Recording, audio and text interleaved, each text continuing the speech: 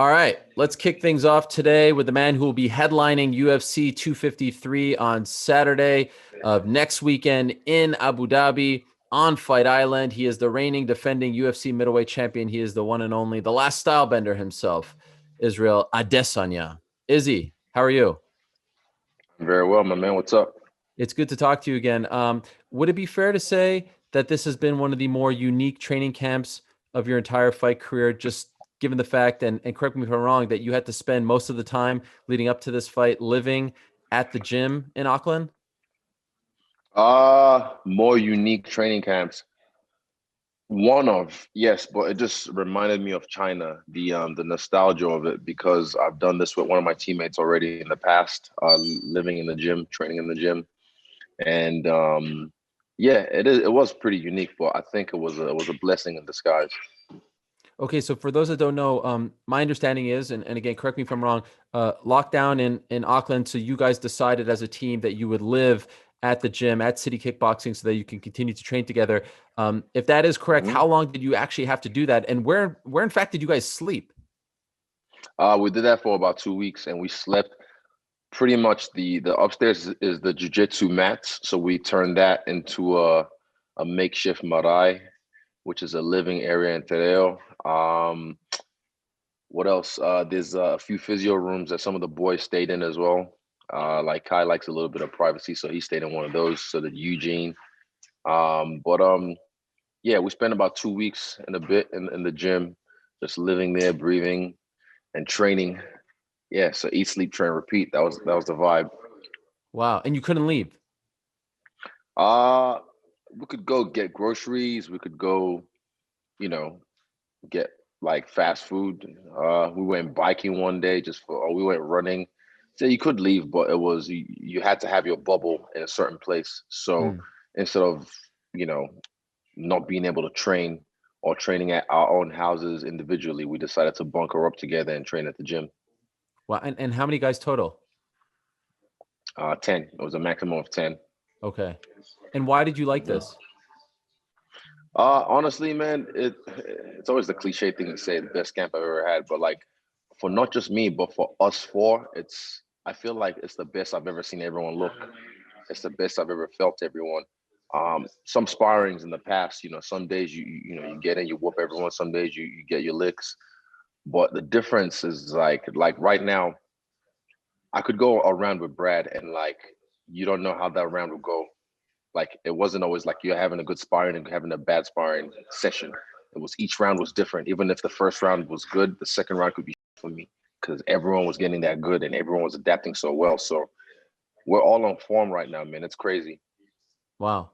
And so Mm. it all comes together. But now you're in Vegas, so you have to stay there for 2 days, and then you're going to fly to Abu Dhabi. Is that accurate? Yeah, something like that. Okay.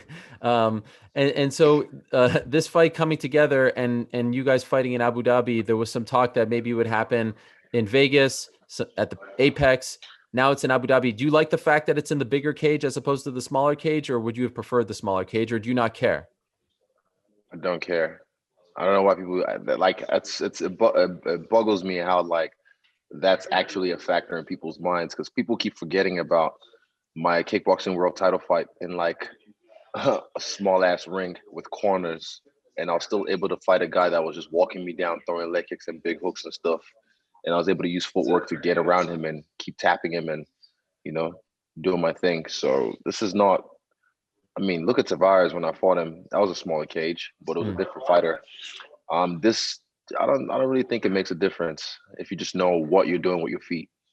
Okay, my understanding was that the government, Not jokes. they wanted you. Abu Dhabi wanted you. That was a big deal. Did you know Yeah, this? first time hearing of it, but I'm not surprised. I'm acquainted with some people over there, so I'm glad they they requested me. This is the first time hearing of it. How'd you Okay. hear about it? I mean, they don't call me the nose for nothing, is he? You know what I'm saying? You know what I'm saying? The Come on, nose. is he? Don't. That's like me saying, "How did you throw that lightning quick jab?" I mean, come on now, The is he? nose knows. The Come nose on, knows. dog. Uh, Let me ask you, Oh, that's can funny. Can I ask about the hair? We went from blonde to pink to now nothing. Why? Yeah. To be honest, I'll tell you after the fight. It'll make sense after the fight. But Oh, also just, yeah, I know, you know how it is. I can't give you everything. But okay. yeah, it just, I mean, you can't dye your hair all the time. I had it blonde and I re-dyed it again and did pink. I like healthy hair. If you dye it too much, it's, I don't know. You don't know. I don't know. It's also seeps into your scalp. I don't want that in your brain too much. Also healthy hair. Yeah. So it's just the timing was right. But there's a like a symbolism to the pink and a symbolism to why you got rid of it altogether. Mm, it shows itself later on. It never like some of even the tattoos I get sometimes. Like I'll get them just because I'm like it looks cool, but then the symbolism reveals itself later on. So I'll reveal it later on when Oh, it fully blooms, if you will. okay. You had that exchange on SportsCenter with Paulo. What did you make of it after the fact? Were you happy with that?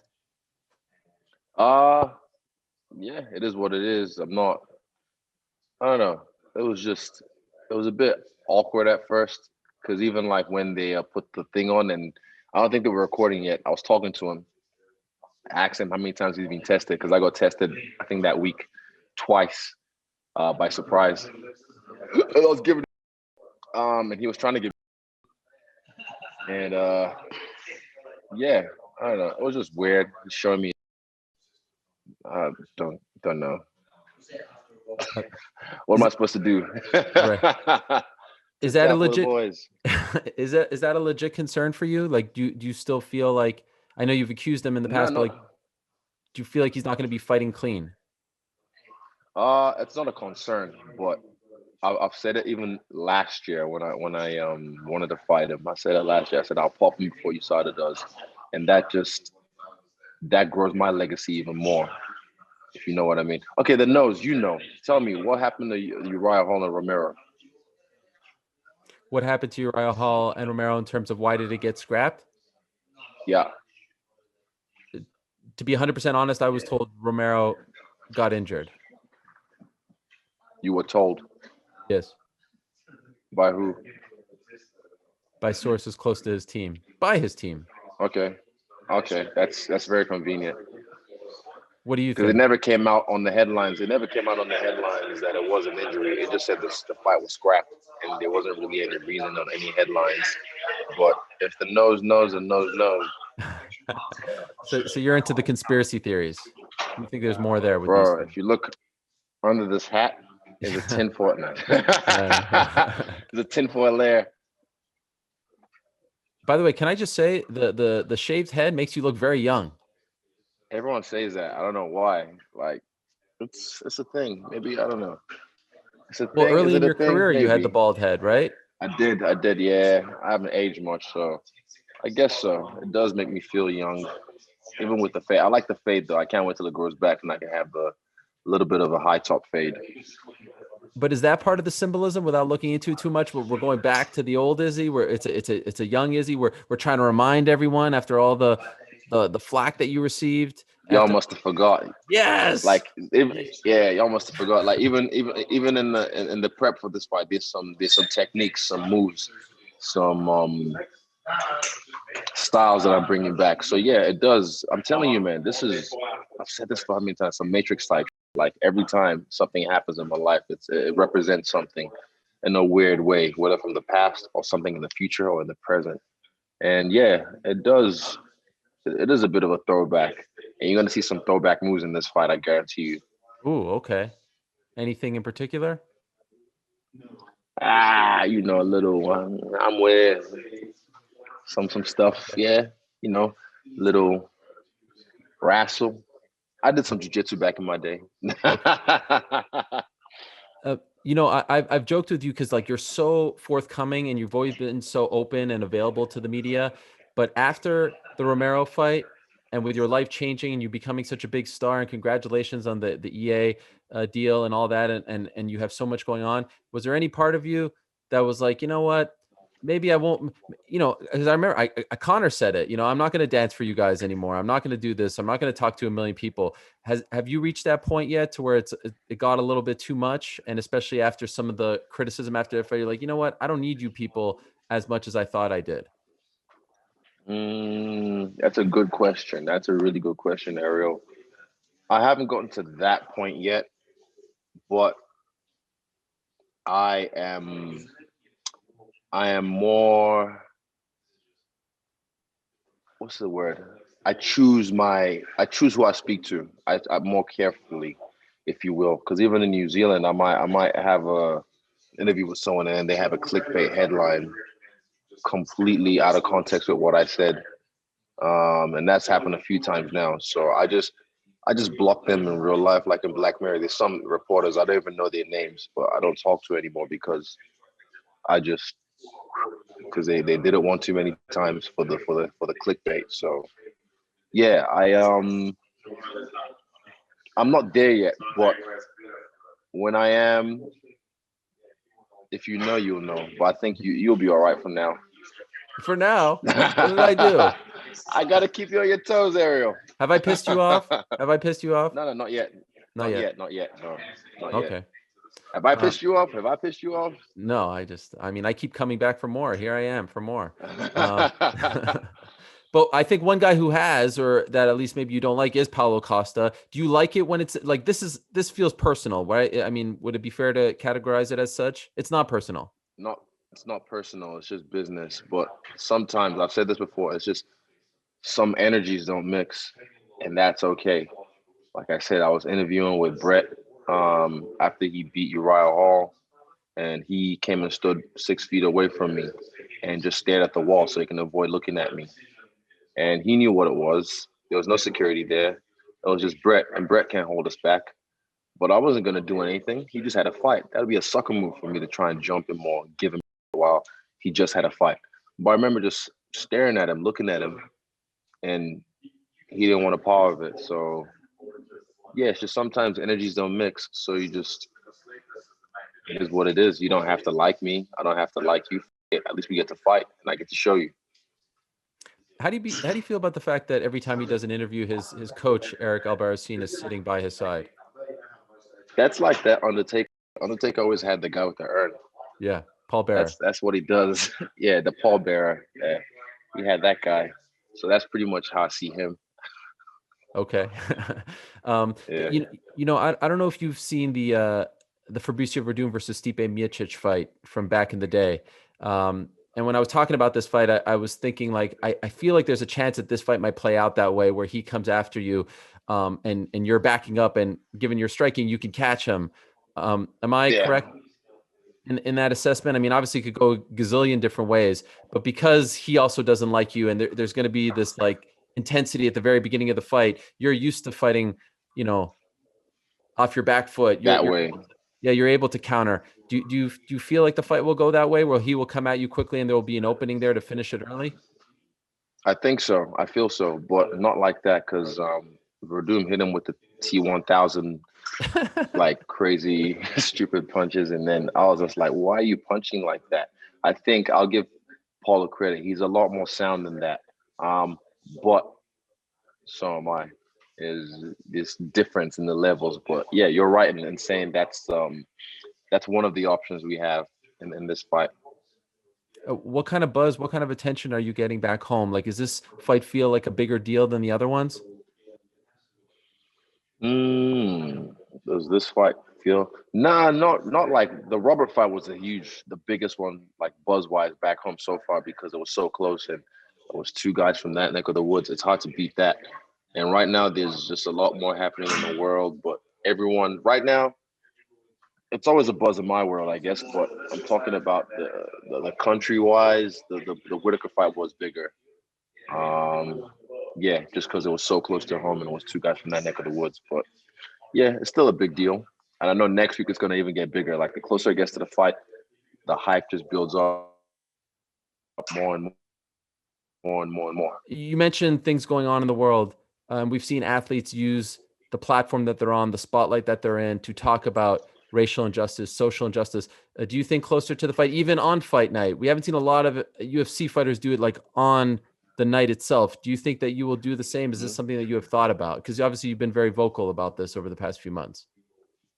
Yeah, I was with the George Floyd stuff. The recent killing, I haven't even watched the clip because I don't want to react. I want to respond. Because with the George Floyd one, when I think my speech was like went a bit out there, but I was really angry, and I think everyone was rightfully so because it was so blatant and so fresh, and it just seems like it keeps happening. There's like been how many in the last few weeks alone, you know? Uh, it's it's like, yeah, we know about it now. Like, what are we gonna do about it? Like, it's time for action. I don't know how else I can like bring awareness if you're not aware of what's happening right now. But it's time for action, and it's about taking action in your own. Because I can't change the world, Ariel. I'm one man, but I can make changes in my world, And as a black man, I've been doing that all my life, especially in the Western world. So I keep the same energy. I just keep doing what I've done all these years and educating people, calling people out like that. But yeah, as far as awareness, I don't know what else we can do to bring awareness because I'm pretty sure everyone should be aware of what's happening right now and should be pissed off. So if you're not pissed off, hell, I don't know. I don't know what to say to you. Well, I do, but I won't say it on here. Do you regret what you said after the George Floyd No, killing? nah. Okay. I was Okay. pissed off. Nah, I was angry. I was really angry, and I expressed my emotions, rightfully so. And yeah, I don't regret. I just thing is when a certain narrative gets pushed constantly and it keeps happening, I just have to step back as a person and look back and be like, right, what do they want from us? What are they trying to get out of this? You know, looking into BLM, who funds it, all that kind of stuff. Like, so I have to step back and look and be like, okay, what are you trying to get out of this? So that's why I said with the recent stuff that's happening, instead of reacting, because that's what they want. They want you to react and they want people to go against each other. So instead of reacting, I step back and I look and I respond rather than react. So that's what I'm doing instead. Okay. Just a couple more. But no, I don't regret it though. Yeah, I was pissed off, and like I said, rightfully so. Rightfully so. Yep. Absolutely. Did you get a new cat? No, not yet. I didn't get a new cat. No, my girl did. Okay. Because You I saw the pay new attention. one, Yes, and I was like, oh, I was wondering if you got a new one. I know the loss of your cat really meant a lot Cinderoo. to you. Yeah. RIP. Now I'm not. I wasn't gonna get a new one, but women. But yeah. I'm eventually when I get my compound, like when no one can ever run over my cat. That's when I'm gonna get a new cat. But right now, I'll enjoy hers. Okay. All right. And Why are you smiling? no. I mean, looks like a lovely cat. Robert uh-huh. Whittaker is fighting the following month against Jared Cannonier. Would it be fair to say that maybe you're rooting for Jared because that's a fresh matchup for you?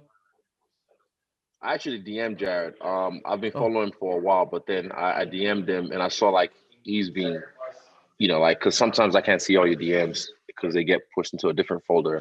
yeah. And I saw he's just been supporting me over the like course of my UFC career. And I just sent him a message and I was like, bro, thanks so much for the support. Just reading your messages. Like after each win, he was always just showing me love. And I told him, you destroy Robert. Like he's next. I want to fight him next, to be honest. He destroys Robert or makes a statement, you know what I mean? I want him next. Because that's a really formidable opponent. That's the dark horse in the division. And I feel like that'd be some Black Panther versus Killmonger type. So yeah, I'm not looking too far into the future, but I've set it up already. And I DM'd him this, and he said I'm on my way. So that's respect. I love that, and he's such a nice guy. He's always a genuine dude. I met him. I can't remember. I think New York or Vegas, one of the fights. And he's always just been a genuine dude, like real, recognized real, and I can feel him. Like he's a soul brother. Hmm. But just because you're a soul brother, brothers fight.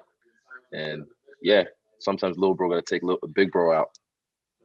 You know, a long time ago, I asked Nick Diaz if he was excited for an upcoming fight, and he got so mad at me. He said, "Don't ever ask me if I'm excited. I don't get excited for fights. This is not something that excites I me." think I think I remember that. I think I remember that. And yeah, I mean, it was an interesting exchange, and it always stuck with me. And so I just want to ask you, considering the reaction to the Romero fight, considering how you feel about Costa and the build up to this fight, would you say you are excited? Is it fair to say you are excited, or what is going through your mind 10 or so days before the fight? Who is this Israel that we're looking at right now? Right now, I'm calm. I can't get excited just yet because excitement you it fizzles out sometimes. You gotta. This is a slow cooker, slow burning flame, and you ramp it up. You turn up the heat closer to the fight. So I can see the finish line. I've seen the finish line like a week ago, and I was like, I could get excited then, but if I do, you can burn yourself out. And then I've been here before. I've done this over 100 times. I know how to ramp myself up for fights. I know how to peak just right. And right now, I'm just chilling, man. It's the calm. This is the calm before the storm.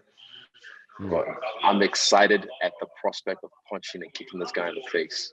There's so much I want to do to this guy. But like I said, jelly. I'm just chilling, man, just to cool my temper real slow.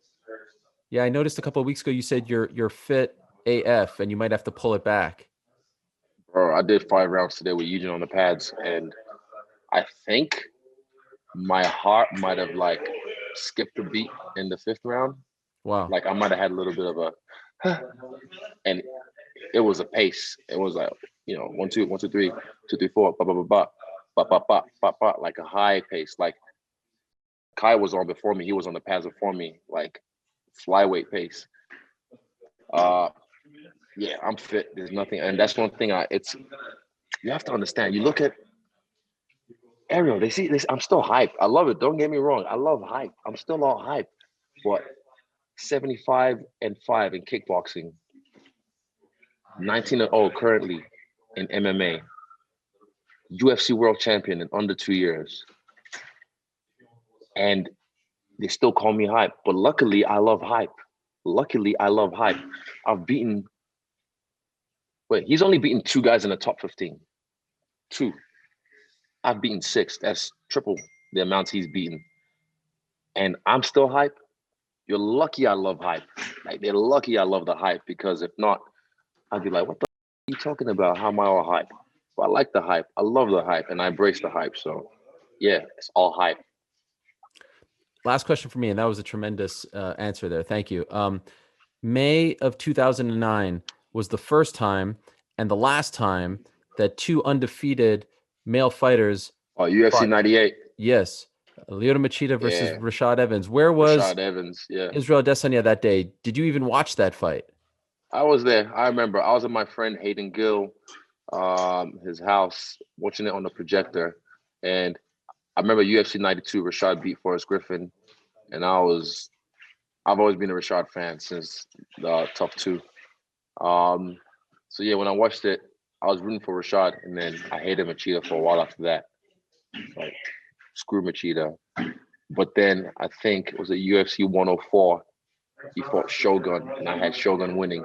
But then they gave it to Machida, and I was just like, yeah. So I was dark on Machida for a few after that, but I'm still a fan. He's cool. He's a respectable guy. But yeah, I remember. I'm still just a fan though. It's hard these days because I'm a big boy and I've got responsibilities and I can't watch all the cards. Like, actually, I can't. I haven't even watched the last card, the card before that. It's just because I have responsibilities and I pick fights sometimes to watch. But I'm still just a fan, bro. Still just a fan. I love it. And here we are 11 years later, just the second time in UFC history, in modern UFC history, that two undefeated male fighters will fight for the undisputed title.